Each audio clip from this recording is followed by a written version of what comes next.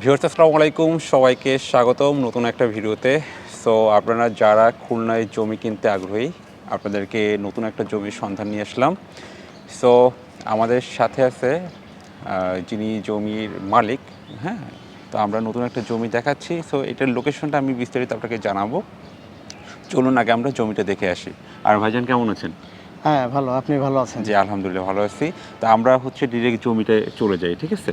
হ্যাঁ, জমিটা আমরা লোকেশন দেখাচ্ছি এবং ব্যাক ক্যামেরা আগে জমির লোকেশনটা আমি দেখাই যে এই হচ্ছে আপনার জমিটার আপনার রেশিও। হ্যাঁ, সো এটা হচ্ছে একটু বিস্তারিত একটু বলেন আপনার টোটাল কতটুকু জমি এখানে?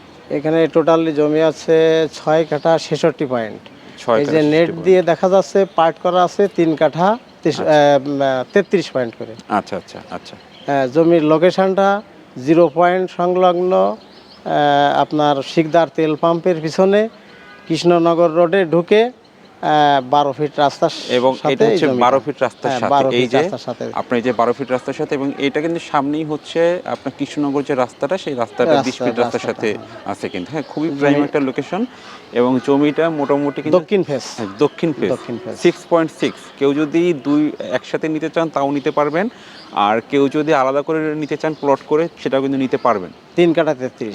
৩ কাঠা ৩৩ করে আপনারা ২ ভাগে নিতে পারবেন কিন্তু। হ্যাঁ, এই হচ্ছে লোকেশন।